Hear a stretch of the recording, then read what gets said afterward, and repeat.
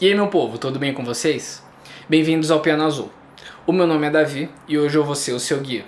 Eu não poderia falar a respeito do filme Soul da Pixar sem comentar a respeito da arte envolvida na sua criação. Então, com vocês, a arte de Soul.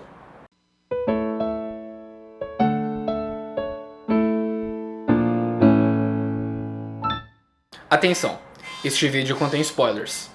Como eu comentei no meu último vídeo, além de ter uma mensagem muito bacana, o filme Soul ele apresenta uma direção de arte muito bem feita. E num vídeo como este eu poderia comentar a respeito do quão fotorrealista e quão bonita é a imagem do filme. Eu poderia comentar a respeito da fluidez da animação e como ela acompanha o movimento dos músicos quando eles estão tocando, ou até mesmo da qualidade de como foi produzida e como foi gravada a trilha sonora desse filme. Mas eu gostaria de propor uma análise um pouco diferente.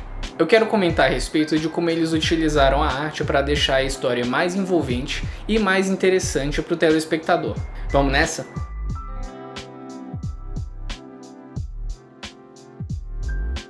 Ao assistir ao filme, é interessante reparar que a história ela se passa ora no mundo físico, ora no mundo espiritual.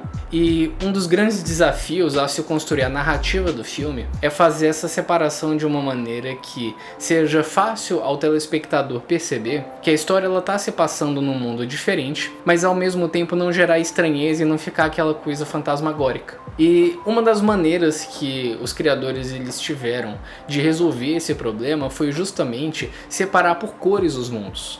A natureza ela apresenta com uma certa abundância algumas tonalidades de cores, como o verde, que a gente vê bastante nas matas, nas florestas, nas colinas.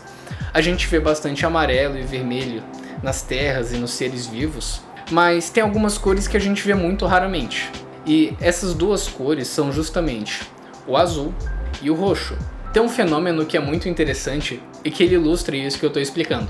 Quando os seres humanos eles se juntam em novas comunidades e eles desenvolvem o idioma, as cores elas aparecem sempre na mesma ordem ou pelo menos em ordens parecidas. E justamente as cores que são mais comuns no mundo físico, como o verde, o amarelo e o vermelho, elas acabam aparecendo primeiro. E justamente o roxo e o azul, que são essas cores que eu comentei que são um pouco mais raras, elas acabam aparecendo por último. E aí eu te pergunto, quais foram as cores que foram utilizadas para construir o mundo espiritual? Isso mesmo, variações entre azul e roxo. Nós temos cores mais fortes e mais vibrantes, que variam entre o azul e o roxo dentro do mundo espiritual, e o mundo físico ele é formado pelas cores que a gente é acostumado a ver e em tonalidades um pouco mais sóbrias. Essa separação entre o mundo físico e o mundo espiritual ela não para por aí. A própria trilha sonora do filme ela muda quando você está em um plano ou em outro. Quando a gente está no mundo físico, toda a trilha sonora ela é construída com jazz e são utilizados instrumentos orgânicos, que são aqueles instrumentos que você não precisa ligar na tomada para você ouvir o instrumento fazendo som, como por exemplo o piano, o saxofone, a bateria e o contrabaixo.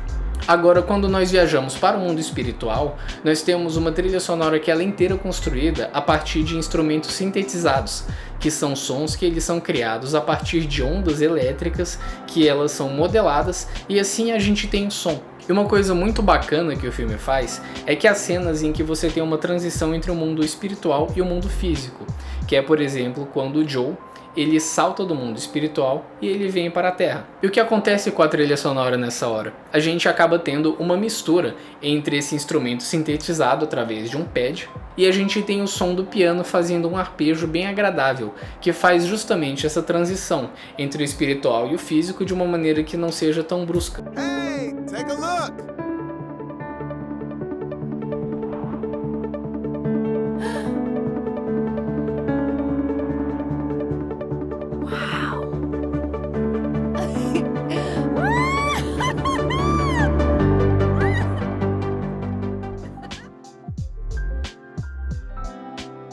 Não deve ser segredo para nenhum de vocês que o mundo físico que a gente vive ele é complicado, ele é barulhento e ele é muitas vezes imprevisível.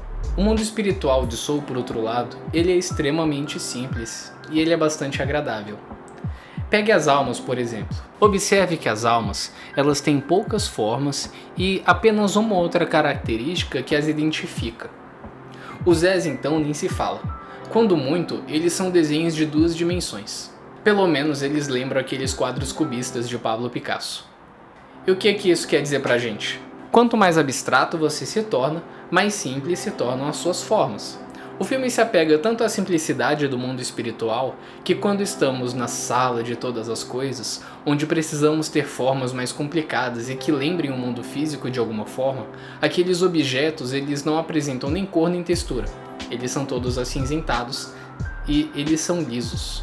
Muitos desses aspectos de gradação de complexidade também são apresentados na trilha sonora do filme. Como eu comentei lá atrás, a trilha sonora quando a gente está no mundo físico é o jazz, enquanto quando a gente está no mundo espiritual a gente tem um eletrônico suave. E não me levem a mal, eu adoro o jazz, mas se tem um estilo musical que tem um potencial para ser barulhento e complicado é o jazz. E também tem uma ilustração muito bacana dessa complexidade. Assim como na vida real, apesar da gente planejar as coisas, muitas vezes a gente tem que entender o que está acontecendo ao nosso redor e agir de acordo com a situação, o jazz é um estilo musical que tem como diferencial justamente essa coisa do improviso. Você vai ter as harmonias, você vai ter os acordes e você vai ter até o tema da música.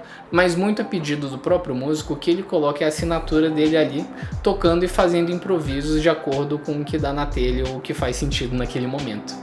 E das harmonias complicadas e improviso do jazz, a gente vai para os arpejos ordenados e para os pads contínuos e suaves do mundo espiritual.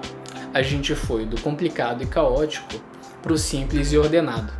E do simples e ordenado a gente vai para onde? Bom, se a gente for seguir a lógica do filme, do complicado a gente vai para o simples, e do simples a gente vai para o nada.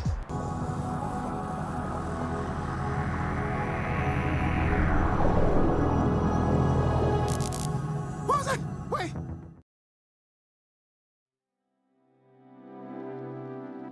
O filme ele também é muito bom em nos contar coisas através dos nossos sentidos, nos levando a sentir o que ele quer que a gente sinta e ver o que a gente quer que a gente veja. Eu vou dar alguns exemplos. Tem uma cena em que o tutor, no caso o Joe, pode mostrar a sua vida para o seu pupilo, que no caso é 22. Nessa cena, quando a vida do professor sueco, que o Joe está substituindo, é mostrada, e que foi uma vida de bastante sucesso, toda a cor de destaque do salão ela fica dourada. Então a cena muda para que a gente veja a vida do Joe. Como eu comentei no outro vídeo, a vida do Joe é vista como uma vida cheia de fracassos e de tristeza. Na cultura americana, a cor azul é associada diretamente à tristeza e ao lamento. Lembra daquele ursinho carinhoso? Então, dessa mesma maneira, o salão da vida do Joe é inteiro azul. Outro exemplo bacana é o da cena que contrasta as almas perdidas com as almas que estão apaixonadas pelo que fazem. As almas perdidas ficam num ambiente de escuridão, enquanto as apaixonadas num lugar elevado e cheio de luz. E o barco do bicho grilo? Ele é um rosa choque, bem chamativo, super fácil da audiência acompanhar de longe e que combina super bem com os personagens. Gente, falando das almas apaixonadas, vocês notaram umas coisinhas vermelhas que ficavam voando em volta delas enquanto elas estavam fazendo o que gostavam? Pois é, o vermelho tem tudo a ver com paixão. E além disso, sabe o que mais é vermelho no filme? O palco da Doroteia, que tem tudo a ver com o sonho do Joe. E literalmente em todas as cenas que ela aparece, a mãe do Joe ela tá vestindo vermelho. Coincidência? Eu acho que não, hein? Então pessoal, antes de fechar, se você tá curtindo o vídeo, considere curtir o vídeo e se inscrever no Piano Azul. Eu acho que poucas vezes eu vi um filme feito por um estúdio tão grande que usasse tão bem a arte para favorecer a forma como a trama é construída. E também existe uma riqueza muito grande de detalhes e de referências que eu acho que só deixa a experiência muito mais legal e muito mais enriquecedora. E você, o que achou disso tudo? Conta pra gente nos comentários o que chamou mais a sua atenção na arte do filme. Por hoje eu fico por aqui, obrigado e até a próxima.